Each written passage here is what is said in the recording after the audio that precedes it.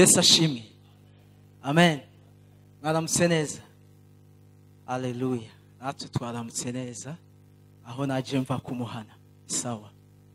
Rero Imana ishimwe ko yatugiriye neza ikaduha kuba hano kuno munsi. Tugiye kuganira ku ijambo rivuga ngo ihishurirwa rya Kristo yamanutse akaduga mu ijuru. Haleluya. Amen. Munabizi mwese uyu no munsi ukomeye kubizera kuba Kristo, aho twibuka ukuduzwa kwa Kristo Yesu aduga mu ijuru.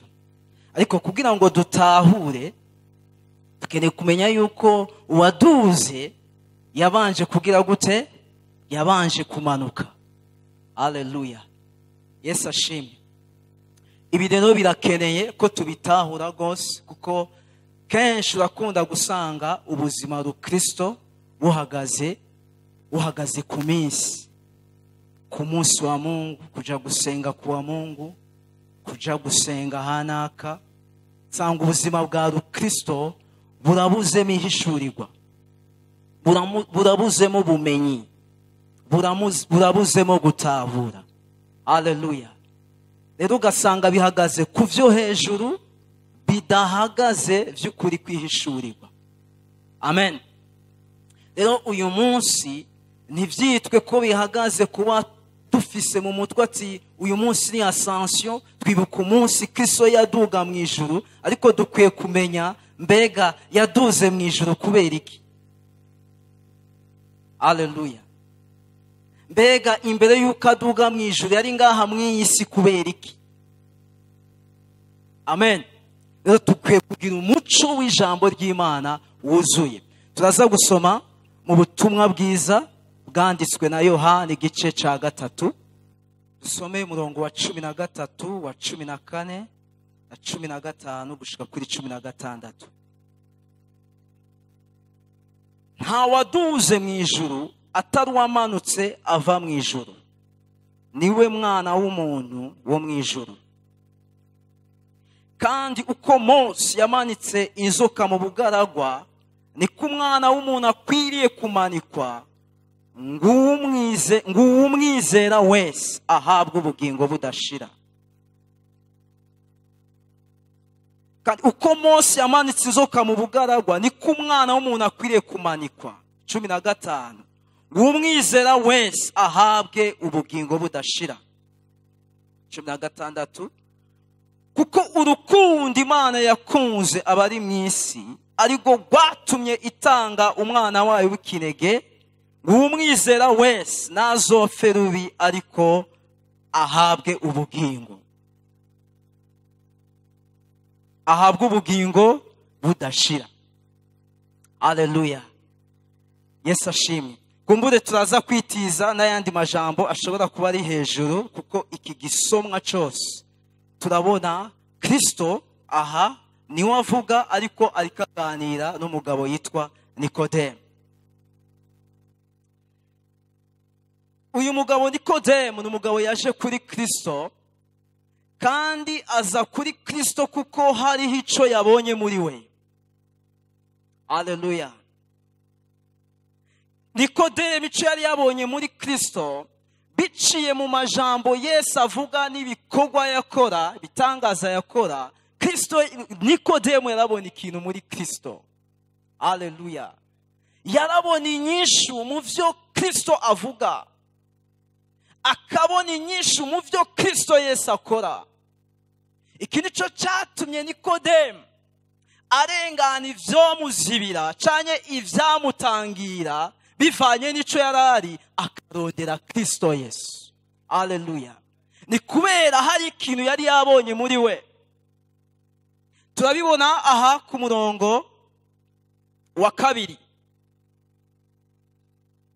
Turi kumwe? Ubutumwa bwiza bwa Yohana igice ca 3 umurongo wa 2. Nguwo aza kuri we mwijoro, aramubwira ati mwigisha, tuzi yuko uri umwigisha yavuye ku Mana, kuko atamuntu ashobora gukora ibimenyetso nk'ivyo ukora kiretse Imana iri kumwe nawe. Haleluya. Nikodemu yabonye ikintu muri Kristo Yesu shengero ry'Imana dukoraniye aha, ndagutera intege nkubwira ati hari inyishu muri Kristo Yesu. Haleluya. Uyu Kristo yaduze niwe nyishu y'ubuzima bwacu. Nibihagare kukuvuga ngo Kristo turahimbaza kuko yaduze, kaba akajambo ka yaraduze, ube mu mugwi w'abavuga ngo yaraduze, ariko kwe kumenya ko yaduze ari uwamanutse nk'inyishu y'ubuzima bwawe nanje. Haleluya. Niwe nyishu, niwe nyishu y'ibibazo byacu byose, niwe nyishu y'ivyo duhura navyo ngaha ku isi. Amen. Bwira mugenzi wawe ati Kristo niwe nyishu. Nikodemo aya majambo abwira Yesu, mu yandi majambo ni nk'uko ariko avuga ati ivyo uvuga ndavyemera. Haleluya. Ndavyemera. Kandi si ukuvyemera gusa, ndashaka kubibamwo. Hama Yesu nawe uko yamubona, yarabona ico Nikodemo arondera, aramubwira ati ugomba kuvuka ubwa kabiri. Niko rufunguruzo kugira ngo ubibemo nimba uvyemera. Niyo nzira yo kubibamwo, niyo nzira yo kuvyakira, niyo nzira yo kubironka. Ugomba kuvuka ubwa kabiri. Amen. Ariko ikintu ca mbere mbona twiga kuri Nikodemu, Nikodemu Bibiliya itubwira ku murongo wa mbere ngo yari umukuru mu Bayuda. Yesu ashimwe. Yari umukuru mu Bayuda. Ariko urasoma iki gisomwa urabona yuko Yesu yageze naho amubwira ati mbega ivyo kuvuka ubwa kabiri ntubitahura kandi uri umwigisha w'Abayuda. Ikindi Nikodemu yari umufarisayo, hari umuntu mu bafarisayo umurongo wa mbere yitwa Nikodemu, yari umukuru mu Bayuda. Nikodemu yari umwe mu muce w'abafarisayo. Abafarisayo wari umugwi umwe wo mu idini ry'Abayuda bitondera ivyagezwe mu buryo bushimitse. Ngo Nikodemu yari umwe mu bigisha b'ivyanditswe, ivyagezwe. Ariko si n'ivyo gusa, biravuga yuko Nikodemu yari no mu nama nkuru, yabari mu nama nkuru y'abakuru b'idini. Ico twiga kuri Nikodemu, turabona yuko Nikodemu naho yari umuntu wo hejuru mu bafarisayo, turabona arengana ico yarari, yegera Kristo kugira ngo arondere ubwenge bwa Bibiliya. Amen. Uyu munsi turiko turavuga ihishurirwa rya Kristo yamanutse akaduga mu ijuru, nta handi rica atari mu guca bugufi tukarondera ubwenge bwa Bibiliya. Amen. Mbega twese turiko turarondera ubwenge bwa Bibiliya kino gihe, ntidushobora gushika kwihishurirwa igihe tudafise umutima uciye bugufi, umutima ushaka kumenya, umutima ushaka guhishurirwa, umutima urondera ubwenge bwa Bibiliya. Ubwo umwe wese arondera. Rero kurondera ubwenge bwa Bibiliya cyahindutse ikintu ca bamwe bamwe. Vyasubiriwe n'amashure y'indoramana. Mbega uyu munsi ni bose biga teoloji? Si bose. Ariko teoloji duse mu mutwe yuko abakeneye kwiga ivya Bibiliya, abakeneye kwiga inyigisho z'indoramana, nabitegurira gukorera Imana bo mu rwego rwo hejuru. Ariko rero suko bimeze. Burya hari inyigisho uwizera wese akenera kumenya. Hari ubwenge bwa Bibiliya uwavutse ubwa kabiri wese akenera kumenya. Umuntu wese hari ubwenge bwa Bibiliya akeneye kumenya. Mbega nubuhe bwenge bwa Bibiliya uzi? jewe igihe cyose nicaranye n'umuntu hari akajambo tutigera tuvana ntamubajije. Sinzi ko bamwe kama kabatsitaza ariko bagomba kumva ko turi kumwe. Ndakunda kubaza ati mbega ubutumwa bwiza niki? Benshi jambo nabonye bakunda guhurira ko ni jambo rivuga ngo ubutumwa bwiza ni jambo ry'Imana. Yego ubutumwa bwiza nivyo ni jambo ry'Imana rivuga iki? Haleluya. Yesu ashimwe. Mwumva aba yabitoye avuze ngo ni jambo ry'Imana. Navyo yatoye. Umukosoye mu buryo bwimbitse ucumuha ubusa. Yesu ashimwe. Basi kugira ngo umuhe rimwe kuri 5 nuko avuga ati ubutumwa bwiza ni Kristo Yesu. Haleluya. Aha bari karaza. Amen. Rero uyu munsi uzosanga ubwenge bwa Bibiliya busubirirwa n'ubwenge bwo mu mashuri yo hanze. Ugasanga nimba n'umuntu aciye ubwenge mu bwenge bwo hanze, aha ndiko ndavuga umuntu afise diplome ashobora kuba yaragenze akongera ko akaminuza, akongera agakarisha, agasura agakarisha, agashika ku mpamyabushobozi zikomeye. Uca usanga rero uyu muntu umenga nta byizerwa akeneye kumenya. Ariko sivyo. Burya ubwenge bwa Bibiliya ntibusubirirwa n'ubundi bwenge na bumwe. Impamyabushobozi ufise ntisubirirwa n'isubirira ivyanditse. Yesu ashimwe. Rero umwe wese muri twebwe akwiye kumera nka Nikodemu. Hari icuri, ariko icuri ugomba guca bugufi ukarondera ukuri. Haleluya. Yesu yavuze ati muzomenya ukuri, ukuri kuzobaha kwidegembya. Rero inzira ya mbere yo guhishurirwa Kristo Yesu yamanutse akaduga mu ijuru n'ukurondera ubwenge bwa Bibiliya. N'iryari n'igihe urondera ijambo ry'Imana, ijambo ry'Imana rikakwinjira. Haleluya. Rikinjira ibice by'umubiri wawe byose, rikinjira urugo rwawe, rikinjira akazi kawe, rikinjira ingeso zawe, rikakwinjira.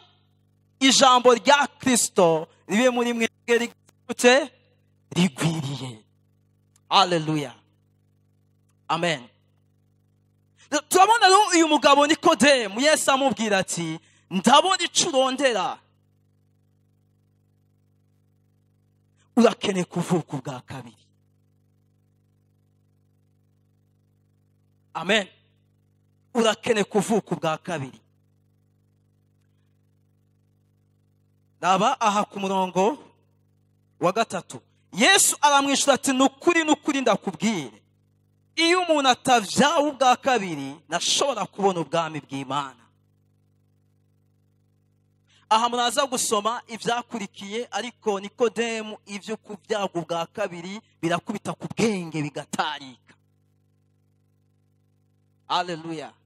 Bimera nk'ivyikubita ku gihome. Agera naho abwira Yesu ku murongo w'9, Nikodemu aramubaza ati ivyo bishoboka bite? Haleluya. Nivyo iyi approach yo kurondera ubwenge bwa Bibiliya nivyo turayikeneye, ariko ntitujana ubwenge. Yesu ashimwe. Nitujana ico turi mu biboneka, nujana icubahiro, nujana igihagararo. Haleluya. Turabona ko Nikodemu Yesu ariko amusigurira ivy'imhemu, ariko Nikodemu urabona ko ashaka kuvyakirira mu bwenge. Ariko uko ashaka kuvyakira mu bwenge niko bidakunda. Aha twasomye ku murongo wa 13 avuga ngo Yesu aramubwira ati nawaduze mu ijuru, atari wamanutse ava mu ijuru, nimwe mwana w'umuntu wo mu ijuru. Ubundi Nikodemu yegera Yesu, nivyo hari ico yari yabonye, ariko ntihari bwahishurirwe Kristo Yesu ari we. Kuko aho Yesu amubwira tukene kuvuka ubwa kabiri, Nikodemu nivyo ico kuvuka ubwa kabiri yacumvishije n'amatwi, mugabo akene ko Yesu akimusigurira. mu buryo bw'ubwenge, mu buryo bwumvikana. Mbega nosubira mu nda ya mama ndumutama nkikubitayo nkagaruka, ibyo bishoboka bite? Nongo Nikodemu akeneye ko ibyo kuvuka ubwa kabiri nk'umuntu w'incabwenge yigisha abandi, Yesu abimusigurira biciye mu buryo bwumvikana, mu buryo bw'ubwenge. Ako Yesu aramubwira ati, Nikodemu, erega ntibikunda. Aharaba ku murongo, Yesu aramubwira ati ku murongo w'indwi ngo nutangazwe nuko nakubwiye ati murakwiye kuvyagwa ubwa kabiri. Murongo w'umunani, umuyaga uhuhuta aho ugomba, nawe ukumva igihuhuta, ukumva uguhuhuta kwawo, ariko ntumenye aho uva n'aho uja. Uko niko amera uvyawe na mpwemu. Yesu ashimwe. Mu yandi majambo Yesu akamubwira ati, ibyo kubwagwa ubwa kabiri wewe Nikodemu ushaka kubikontorora. Haleluya. Ushaka kubitahurisha ubwenge, ushaka kuvyinjiramo ucishije mu bwenge bwawe. Ko Nikodemu avuga ati, narize ndigisha abandi, ndashoboye gutahura, ntahura biciye mu bwenge. Yesu ati, ntushobora kubitahura biciye mu bwenge. Haleluya. Bene data, ibyo kuvuka ubwa kabiri ntibitahuzwa biciye mu bwenge. Haleluya. Kuko Nikodemu imbere ya Yesu, Nikodemu nk'umwigisha, twasomye ukuntu yamwegereye amubwira ati, mwigisha. Mu yandi majambo Nikodemu abona Yesu nk'umwigisha, nivyo afise ibindi amurusha, ariko amubona nk'umwigisha. Aharimo iciyumvira ku murongo wa gatatu, Yesu avuga ati, ntawe waduze mu ijuru atawamanutse ava mu ijuru, niwe mwana w'Imana. Mu yandi majambo Nikodemu ashaka Yesu nk'umuntu azi ivy'Imana, kumbure yagiraniye kontakte n'Imana, ashobora kuba yarakubitiye mu ijuru agatahura ivy'ijuru, akamenya ivy'ijuru, arangitse akarungikwa. Nikodemu amubwira ati, pisigurire. Ako Yesu amubwira ati, erega c'est pas question yuko noba nzi ivy'Imana, noba narabonanye n'Imana, noba naragiraniye kontakte n'Imana ikandevera ivyayo ikandungika. Ahubwo ico ukwiye kumenya yuko jewe mba mu ijuru. Haleluya. Sindi umuntu gusa azi ivy'Imana, ahubwo nagomba kukubwira yuko ndi umwana w'umuntu. Haleluya. Ava hehe? Ava mu ijuru. Mu yandi majambo, sindi uko uri kuravyiyumvira, sindi umuntu buntu. Haleluya. Yesu ashimwe. Bene data, ntidushobora guhishurirwa Kristo igihe tugomba kuzana ubwenge. Dukuremwo ubwenge. Haleluya. Cyane cyane abagabo, burya kugira abagabo urinde ubona binjiye mu vya Kristo Yesu neza, haba haciye iminsi. K'abagabo bakeneye yuko umubwira ivy'ubwenge, ntuzane ibintu vy'ama emotion no kuvyura ama emotion, uvuga ibintu vyumvikana. Ariko felicitation oda, burya abadamu barinjira facilement. Haleluya. Yesu ashimwe. Ariko umugabo ashobora kwicara mu ishengero imyaka ibiri, uzinga aravyumva, mugabo bikiri mu bwenge, agisuzuma. Urabibona abagabo ingene tumeze, agisuzuma, aciyumvira. Urinze ubona umugabo yiransa, haba haciye igihe. Haleluya. Ako kugeraho mpwemu w'Imana kubita ku bwenge, akadoda bigateba bikinjira, umugabo agaca bugufi. Amen. Ngo l'homme est grand quand il est agenouillé. Haleluya. Yesu ashimwe. Nico gituma Paulo yabwiye abikorino mu gice cya mbere c'abikorino umurongo wa 2, umurongo wa 10 ngo Imana yabiduhishuriye muri mpwemu wayo. Haleluya. Rero ivyo kuvuka ubwa kabiri ntibica mu bwenge. Ntugomba kwicarikwa ngo bisigurirwe ngo winjirire mu bwami bw'Imana biciye mu bwenge bwawe. Haleluya. Ni mpwemu w'Imana gutahuza ugafata n'izindi ntambuko. Amen. Ça passe par révélation du Saint-Esprit. Ngo ninde azi ibiri mu muntu atari mpwemu yiwe. Ngo ni kata umuntu ashaka kumenya ibiri mu Mana atari mpwemu w'Imana. Ngo nico gituma Imana itaduhaye mpwemu w'isi, ariko yaduhaye mpwemu wayo ngo tumenye ivy'ubwami. Haleluya. Tumenye ivy'ubwami bw'Imana bica muri mpwemu yera. Nikodemu ngo bishoboka bite? Haleluya. Rero dukwiye guca bugufi ivy'ubwami bw'Imana bikatunyengetera. Amen. Bikatwinjira. Ukukuri ubu bwenge bwa Bibiliya kareka nibuce mu bwenge ariko tukakira. Haleluya. Yesu ashimwe. Amen. Ugiye kuraba ku murongo wa 14 Yesu atangwe kumusigurira neza. Yesu arabona yuko Nikodemu akeneka musigurira ivy'ubwenge ngo amutahuze biciye mu bwenge.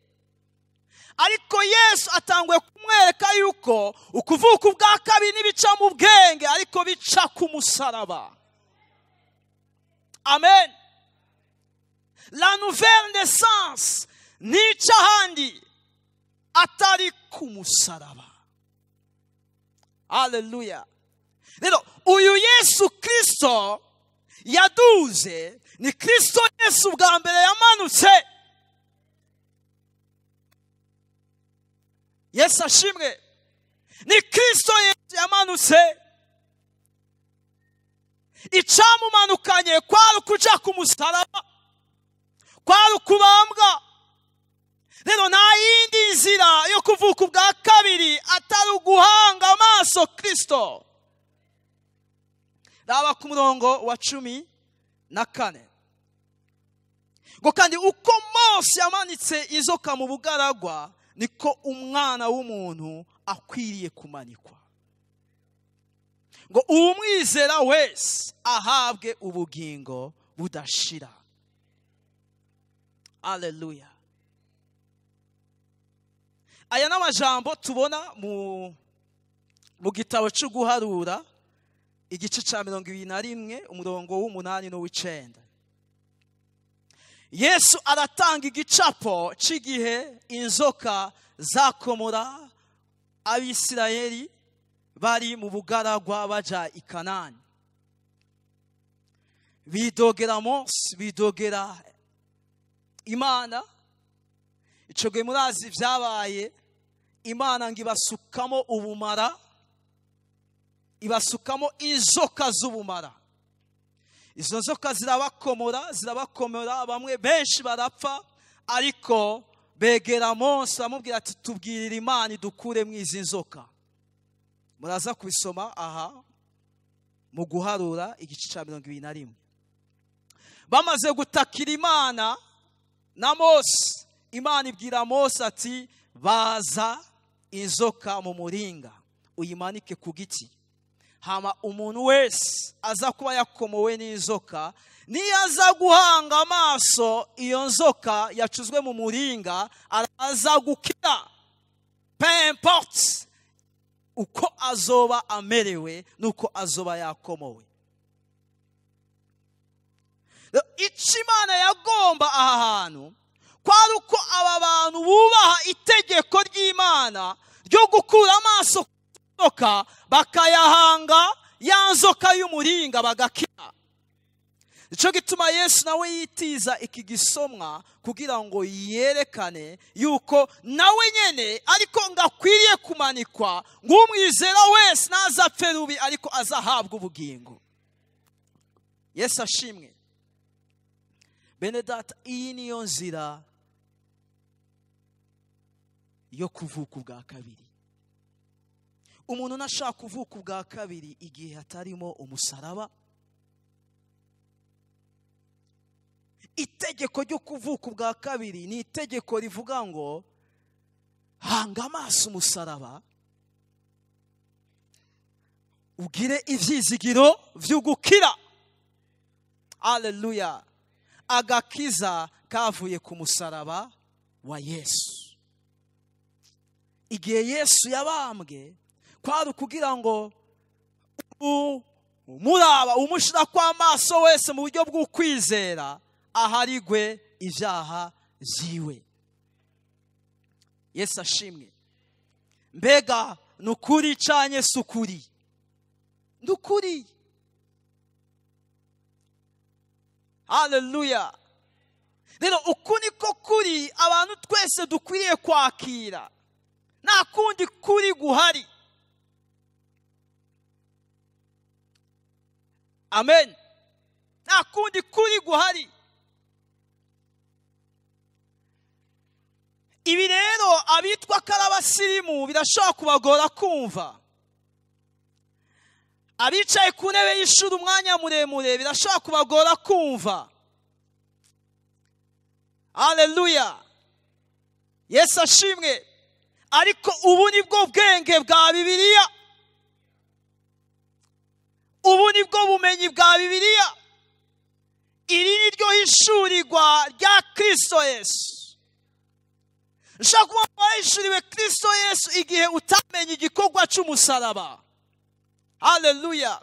Kuko ishurirwa rya Kristo ritangurana no kumenya ati erega burya Kristo Yesu yarabambwe. Kubimenya Kristo Yesu yarabambwe. Ariko kandi ibintu nk'ivyo umenga ni ibintu by'ubujuju. Mbega hari aho bidushikana.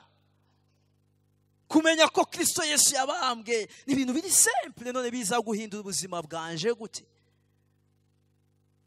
Kumenya ko Kristo Yesu yabambwe ndangije nkashira ivyizigiro vyanje muri we, mbega nivyo biza kunyiza, nivyo bigukiza. Nta yindi nzira. Amen. Mu Bikorino ba kabiri igice ca 5 umurongo wa 21 haravuga ngo ngumwe atigeze kumenya icaha Imana yamuhinduye icaha ku bwacu kugira ngo muri we duhinduke. Haleluya. Imana yamuhinduye icaha ku bwacu kugira ngo muri we duhinduke. Nta handi harihinduka atari ku musaraba wa Yesu. Nta handi harihinduka atari uguca bugufi. Ivyo nyene wumva umenga ni ivy'abana kumbure badashira ubwenge mu bwenge. Ivyo nyene nivyo bihindura ubuzima, nivyo vyaduhinduriye ubuzima. Abaroma igice ca 10 umurongo wa 10 akavuga ngo umutima ni w'umuntu yizeresha akaronka kugororoka. Mbega nivyo ko umuntu yizeresha umutima akaronka kugororoka? Nivyo. Iyo umuntu yizeye ko Yesu yabambwe kubera ivyaha vyiwe, uyu muntu aronka kugororoka. Haleluya. Muri we arahinduka kandi akavyumva. Amen. Haleluya. Rero ihishurirwa ry'uyu mugabo Yesu Kristo rica mu kurondera ubwenge bwa Bibiliya. Ubu bwenge bwa Bibiliya ntibuzogutwara mu bindi, bukubwira ko Kristo Yesu yagize gute? Kristo yabambwe. Haleluya. Bukakubwira gushira ivyizigiro mw'uwo yabambwe. Amen. Ku murongo wa 15 baratubwira ngo umwizera wese ahabwa ubugingo budashira. 16 kuko urukundo Imana yakunze abari mu isi ariko rwatumye itanga umwana wayo w'ikinege ngo umwizera wese ntazopfe rubi ariko azohabwa ubugingo budashira. Haleluya. Rero icyo duhamagarirwa ubwa mbere ni ukumenya igikorwa cy'umusaraba, hama tuciyitirira. Tumaze kuciyitirira mu kwizera, Bibiliya ivuga ngo duhabwe ubuzima budashira. Haleluya. Nashaka turimbure gato k'uyu murongo wa 16. Hariho ibintu bitatu tugomba gukuramwo iyo turiko turavuga ubugingo budashira. Mbega twumva iki? Ngo kuko urukundo Imana yakunze abari mu isi ariko rwatumye itanga umwana wayo w'ikinege. Mu bugingo budashira twumvamo ikimazi cya Kristo Yesu. Haleluya. Mu bugingo budashira twumvamo gutanga. Kugira ngo turonke ubugingo budashira, Imana yaratanze. Rero ntushobora kugira ubugingo budashira muri wewe igihe udatahura yuko Imana yatanze umwana wayo w'ikinege kubera ibyaha byawe. Iki ni ikintu cya mbere twumva mu buzima budashira.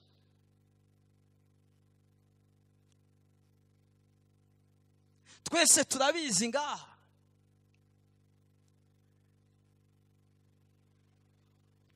Umuntu vy'ukuri agukunda, mbega umubonera kuki? Umuntu agukunda arakwitangira, mwaba mwabibonye, sivyo?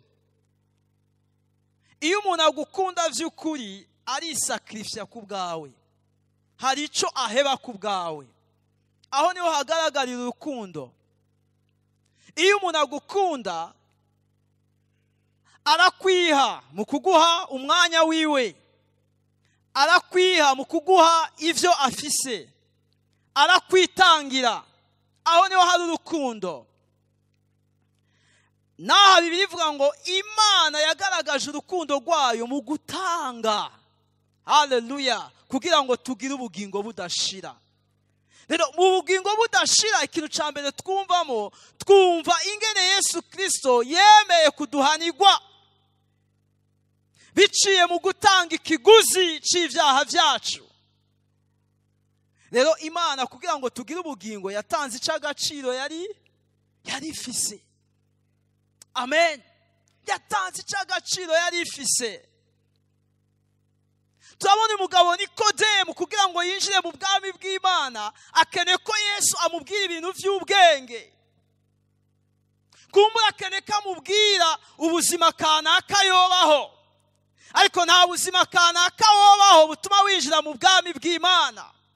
Kugira ngo winjire mu bwami bw'Imana ugomba kumenya ko Imana yatanze umwana wayo w'ikinege Yesu Kristo, kugira ngo niwamara kumwizera uronke ubugingo budashira. Haleluya. Bene data turabitahura? Amen. Aya ni amajambo yoroshe mugabo avyara vyinshi. Haleluya. Avyara vyinshi. Jewe vy'ukuri kugira ngo Yesu amfate kandi angirire neza, kwari uko nemeye kwirekurira mu maboko yiwe. Nico kintu nari numva kingoye, kwirekurira mu maboko yiwe. Kuko jewe urumva mu bwenge hari ibintu vyinshi. Hari ibintu vyinshi. Ariko ivyo bintu vyinshi vyagomba kuja hasi jewe nkirekura. Haleluya. Rero harakenewe yuko abagabo b'ubwenge birekura, abamama b'ubwenge birekura, incabwenge zirekura, abantu bagendagenze b'abasirimu birekura. Haleluya. Abantu bafite icubahiro, abantu bemewe, abantu bafite ikibanza hirya no hino birekura. Iyo umaze kwirekura uravyumva. Haleluya. Rero ico Kristo akeneye nuko wirekura. Amen. Ni bande birekuye? cyanye turacifashe. Abirekuye dupepere Yesu. Amina. Haleluya. Ubugingo buza iyo umaze kwirekurira mu maboko ya Kristo Yesu, kuko watawe yuko uyu yatanzwe kugira ngo abe ikiguzi cy'ibyaha byawe. Amen. Ikindi twumva mu bugingo budashira nuko umuntu ahamagarirwa iruhande yo gutahura yuko Yesu Kristo yatanzwe kubera ibyaha byawe, harakenerwa gushira ivyizigiro muri Kristo Yesu. Ntihashobora kuba ubugingo igihe hatabaye gushira ivyizigiro muri Yesu. Haleluya. Amen. Vy'ukuri twese turabizi kandi ni vyiza umuntu wese mu buzima aragira integuro y'ingene yumva yobaho. Si bibi ko umuntu agira plan y'ubuzima bwiwe. Si bibi ko umuntu yiyumvira ingene mu myaka 5 yoba ahagaze, ko yoba abiwe canye yoba ameze gute. Ivyo vyose ni vyiza, ariko iyo plan dukwiye kuyisharija Yesu. Haleluya. Avoir confiance en Dieu canye gushira ivyizigiro mu Mana ni gihe usharije ubuzima bwawe, ni gihe umuzeza ubuzima bwawe. Yesu ashimwe. Urashobora kuba ufise ingene uzobigenza, mugabo ingene uzobigenza navyo bizeza Imana. Amen. Urashobora kuba vy'ukuri uvuga ati jewe igihe kimwe ndibuka nkigera kuri kaminuza, jewe ninjiye mfise ubwoba, ariko ico gihe negera umwe mubona nizi ko twiganye mu mashure yisumbuye, ko je nari ninjiye mu wa mbere, wewe yari mu wa gatatu. Nangura kwitoraguza mvuga ati sha, ariko ivy'ukuri aha hantu menga ibi bintu biragoye. Nawe yari incabwenge arambwira ngo ngo jenga ibintu nk'ivyo simba nkeneye umuntu abivugira imbere yanje, kuko ibintu bigoye jewe ntibindaba. Umva yari incabwenge. Ibintu bigoye jewe ntibindaba. Ces affaires z'ibintu bigoye je ntibindaba. Moi j'avance. Numva vy'ukuri ndakanye na nteye intege kandi nagomba kumva akambwira ati birashoboka. Haleluya. Hari igihe umuntu abawe, ariko burya n'ubwenge bwawe urashobora kubusharija Imana. Mana ndazi ubwenge ariko ndabiguhaye. N'abantu mwabonye b'incabwenge amashuri ananira. Ufise ubwenge mugabo indero ikagukubita hasi, bakakwirukana kubera iki? Inyifato siyo, kandi uri incabwenge. Amen. Rero ubwenge burakeneye kubamwo ubundi bwenge bw'Imana. Haleluya. Rero mu bugingo budashira twumvamo gushira ivyizigiro vyacu muri Kristo Yesu. Amen. Ikindi kintu twumvamwo iruhande y'ugutahura ikimazi ca Kristo no gushira ivyizigiro mw'uwo Kristo, turakeneye kumenya yuko ubuzima budashira subuza kudukura mu bukene. Haleluya. Iyo tutatahuye neza aha hantu birakunda kutubera intambamyi. Turashaka kugira intangombi igihe tuzi yuko Kristo ubuzima aduha nubuza kudukura mu bukene, nubuza guhindura imibereho mibi ifatiye kubiboneka vy'ino si. Haleluya.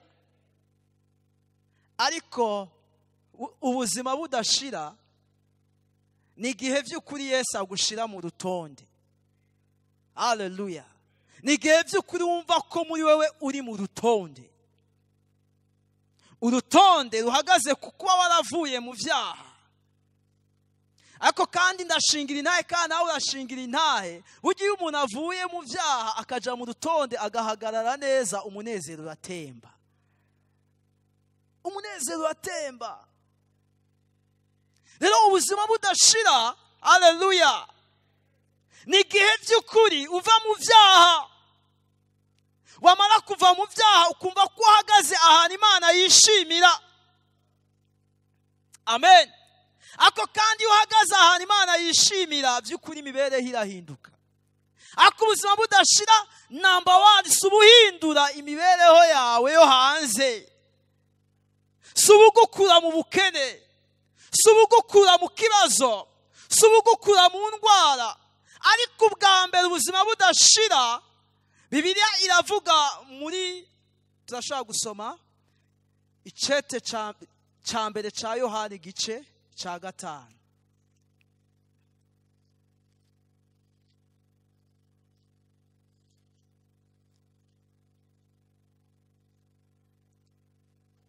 Icete ca mbere ca Yohana igice ca 5 umurongo wa 12 n'umurongo wa 13.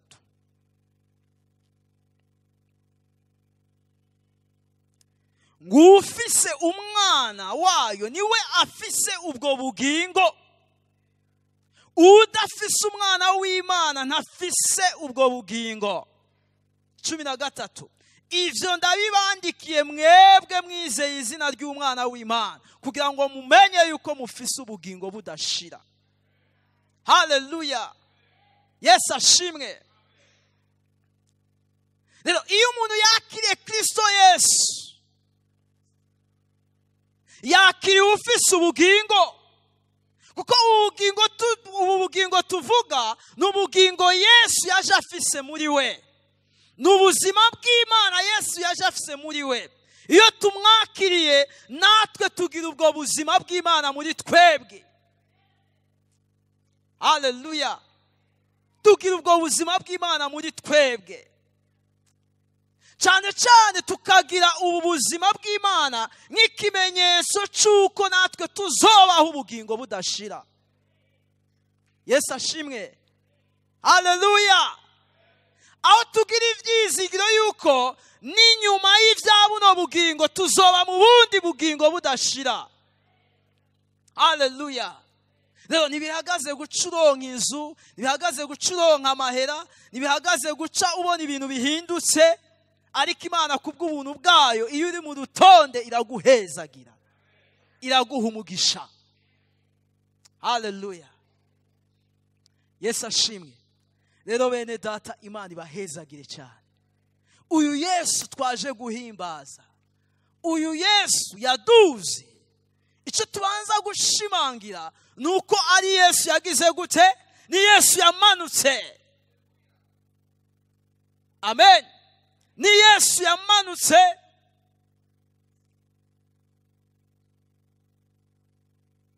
kugira ngo amanikwe ku musaraba. Uwumuha amaso mu kumwizera ahabwa ubugingo budashira. Haleluya. Rero ubwo bugingo budashira buduhamagarirwa kumenya yuko Imana yatanze. Urukundo rwayo rwagaragariye mu gutanga, ariko turahamagarwa gushira ivyizigiro mu uwo yatanzwe, na cyane cyane tugatahura yuko ubu bugingo dufise ni kimenyamenya cy'uko tuzobaho ibihe bidashira. Haleluya. Dufise ivyizigiro byo kuzobaho ibihe bidashira. Amen. Ivyo vyizigiro bizima dufise, uwo mwami wacu Bibiliya ivuga ngo avyagiye iburyo bwa data, kuko ariho nawe uzobaho.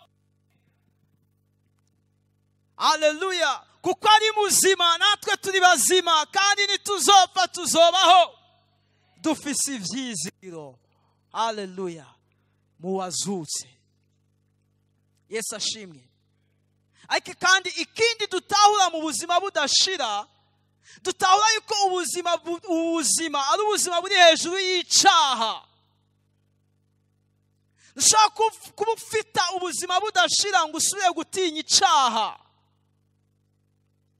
iyo wizeye yuko Kristo yatanzwe kubera ibyaha byawe, ugashira ivyizigiro byawe muri we, ukizera yuko uzobaho ibihe bidashira, ntusaba kubaho ufise ubwoba bw'icaha, kuko ubu buzima buri hejuru y'icaha. N'ubu ugifise ubwoba bw'ivya buno bugingo bitameze neza. Amen.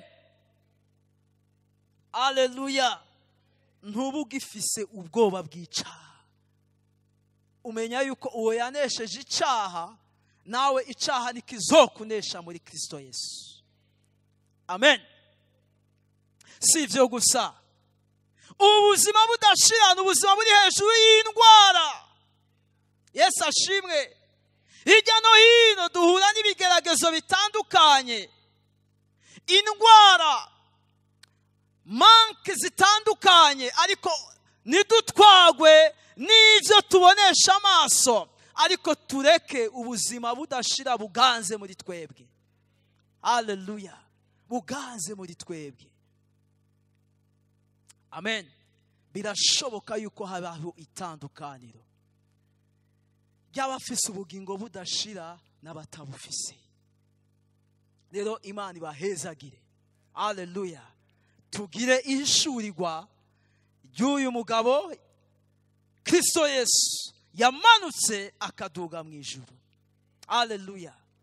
Rero agakiza kacu nigahagarare ku tuntu tumwe na tumwe, ku majambo y'igikizwa, nigahagarare ku kumenya ivy'agakiza, ivy'igikristo gusa, ariko tugire ihishurirwa rya Kristo Yesu. Haleluya. Tumuhishurirwe, tumumenye. Imana ibahezagire.